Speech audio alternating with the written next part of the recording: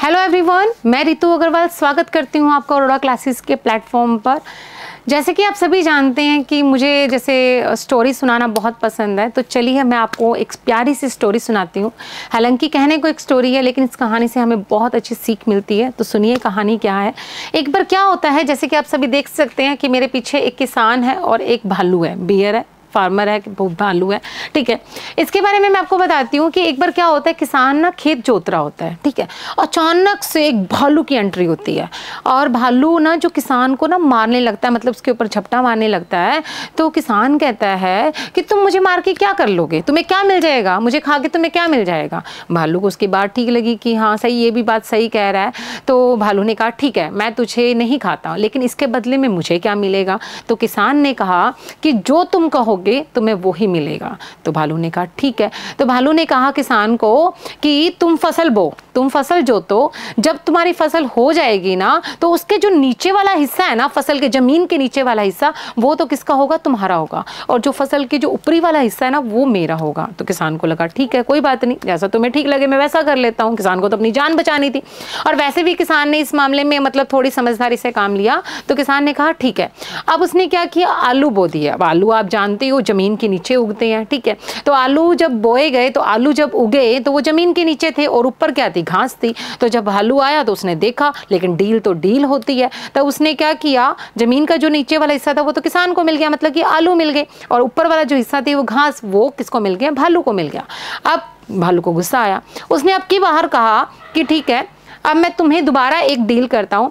अब की बार जब तुम फसल बोओगे ना, जब फसल जोतोगे, उसका जो ऊपर वाला हिस्सा है वो तो किसका होगा, तुम्हारा होगा, और जो नीचे वाला हिस्सा है वो मेरा होगा। तो ठीक है भाई, कोई बात नहीं। किसान ने कहा ठीक है, कोई बात नहीं, अगर ऊपर वाला हिस्सा मेरा है तो कोई बात नहीं, मुझे कोई प्रॉब्लम नहीं है, तुम जैसा तुम कहोगे वैसा ही होगा, क्योंकि किसान को फिर अपनी जान बचानी थी।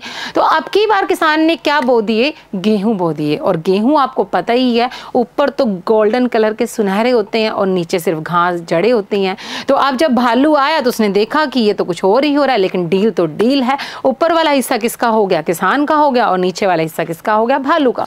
अब भालू को जबरदस्त वाला गुस्सा आया हुआ था। उसने कहा कि अब तो मैं किसान को ना और सबक सिखा कर रहूंगा। तो भालू ने क्या किया, अब की बार डील की कि अब की बार ऊपर वाला हिस्सा भी मेरा और नीचे वाला हिस्सा भी मेरा, लेकिन बीच वाला हिस्सा जो है वो तुम्हारा होगा। किसान ने कहा ठीक है। कोई पहली बार तो किसान सोचने लग गया, लेकिन उसने इस मामले में भी समझदारी दिखाई। कहते ठीक है, कोई बात नहीं, तुम्हें ऊपर वाला हिस्सा भी चाहिए तो ले लेना, नीचे वाला हिस्सा चाहिए तो भी तुम ले लेना, कोई बात नहीं, बीच वाला हिस्सा मेरा। किसान ने कहा ठीक है।